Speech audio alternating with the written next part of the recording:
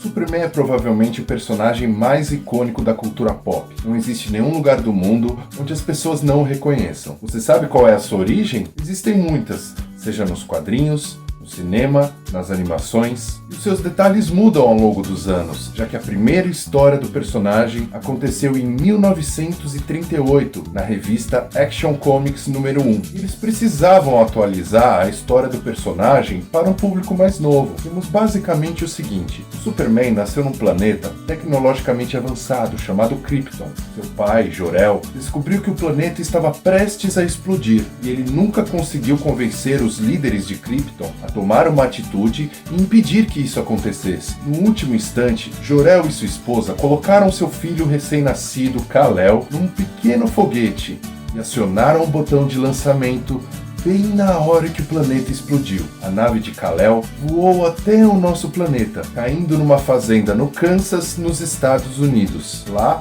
a pequena nave foi descoberta por Martha e Jonathan Kent, e criaram o neném e o batizaram como Clark Kent. Seus poderes foram despertando conforme ele ficava mais velho, até ele sair da fazenda e trabalhar na grande cidade de Metrópolis como jornalista, enquanto atuava secretamente como Superman. Lá, ele conheceu a também jornalista Lois Lane, que viria a se tornar a sua esposa.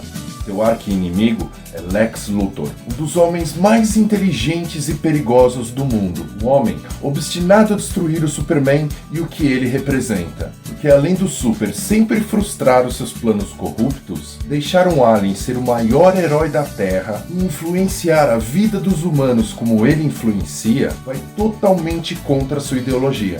O Superman sempre foi um modelo americano, patriota, sempre lutando contra o que é errado, sempre fazendo o certo, cheio de virtudes, enfrentando o mal com bravura, um espelho do que é correto e digno. Mas a gente sabe que o mundo não é preto ou branco, ele é cinza. E com o passar dos tempos, apesar do Super continuar sendo o modelo americano, ele passou por novas adaptações e conflitos. Ele passou a se tornar mais humano.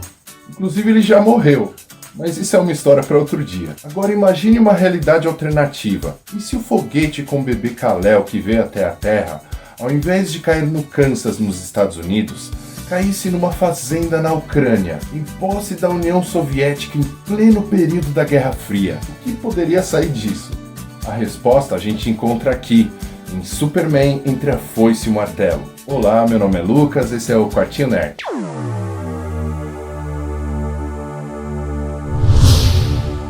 Superman entre a Foice e o Martelo foi lançado originalmente em 2003, justamente com essa ideia do e se. Essa obra concorreu ao Eisner, que é tipo o Oscar dos quadrinhos, em 2004 como melhor minissérie. A história foi escrita pelo escocês Mark Millar.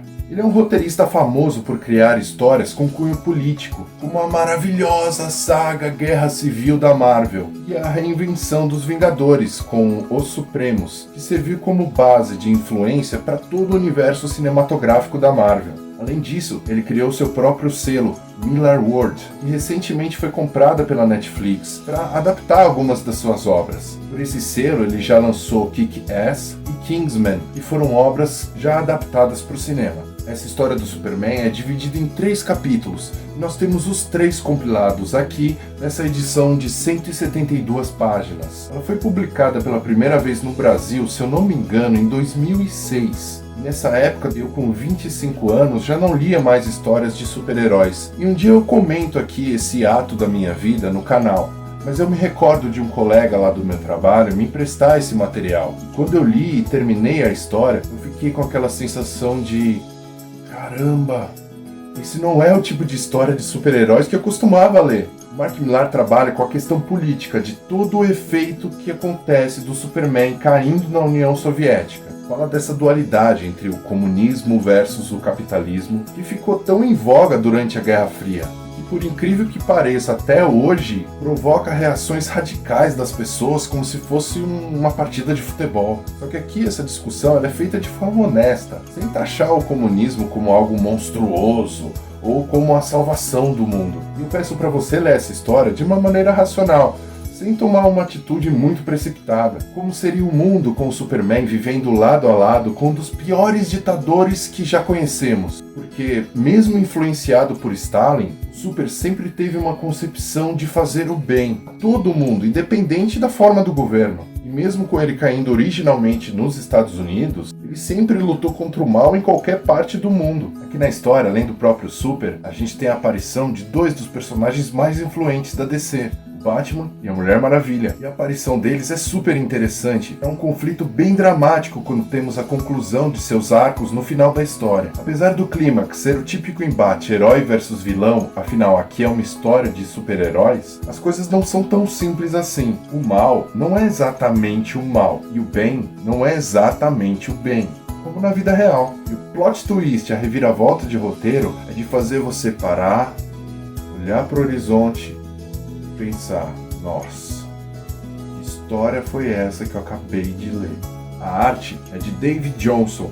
Apesar dele não desenhar toda a história, ele é substituído por Kilian Plunkett, que emula bem os traços do Johnson, então a gente não perde a qualidade na arte da história. No fim do encadernado, nós temos algumas páginas de esboços do Johnson e também do Alex Ross, que contribuiu com algumas ideias para o visual dos personagens.